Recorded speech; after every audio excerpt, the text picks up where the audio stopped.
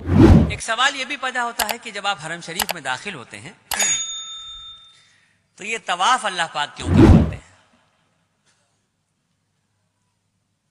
عجیب سا سوال ہے نا بھائی. آپ اللہ کے مہمان بن کے گئے ہیں,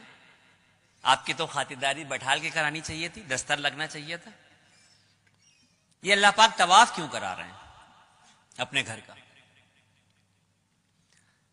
آدم علیہ السلام کو جب اللہ رب العزت نے بنایا, فرشتوں کو جب یہ حکم دیا کہ آدم کو سجدہ کرو, اللہ رب العزت نے آدم علیہ السلام کا اور فرشتوں کا ذہنی اعتبار سے مقابلہ کروایا, اور اس ذہنی اعتبار کے مقابلے میں آدم علیہ السلام کی جیت ہوئی, اور فرشتوں نے 7ویں آسمان پہ بیت المعمور کے نام سے اللہ کا ایک گھر ہے اس کا طواف کیا.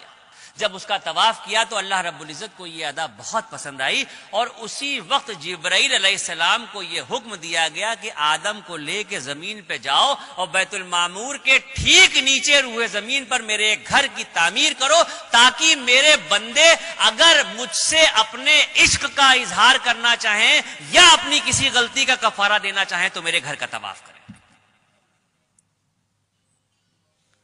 اگر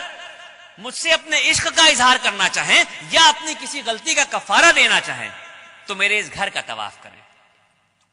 اور سن لیجئے, ہم جو اللہ کی اشرف المخلوق ہیں,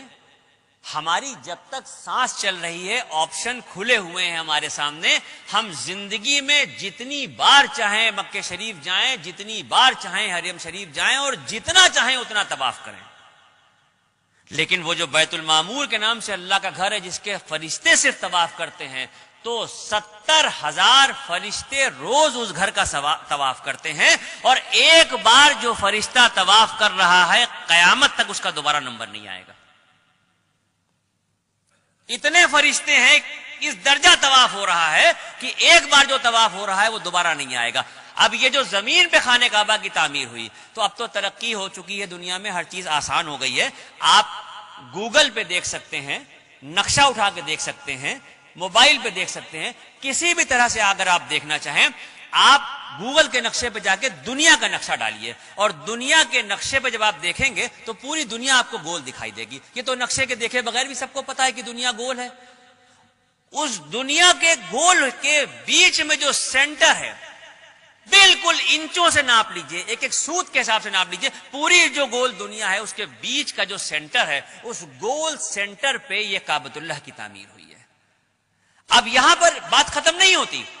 یہ تو بات سمجھ میں آ گئی کہ دنیا گول ہے, اور دنیا گول ہے تو اس کے بیچ میں خانہ کعبہ ہے, یہ بات یہاں پہ ختم نہیں ہوتی.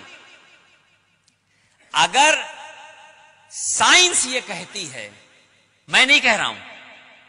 اگر سائنس یہ کہتی ہے کہ دنیا گول ہے اور گھوم رہی ہے, تو پھر میرا ایمان یہ کہتا ہے کہ مذہب و ملت کی پرواہ کیے بغیر اس دنیا کا ہر شخص کعبۃ اللہ کا طواف کر رہا ہے. اگر سائنس یہ کہہ رہی ہے کہ دنیا گول ہے اور گھوم رہی ہے, تو پھر میرا ایمان یہ کہتا ہے کہ اس دنیا پہ مذہب و ملت کی پرواہ کیے بغیر کسی بھی مذہب کا شخص ہو, ہر شخص جانے میں یا انجانے میں کعبۃ اللہ کا طواف کر رہا ہے. یہ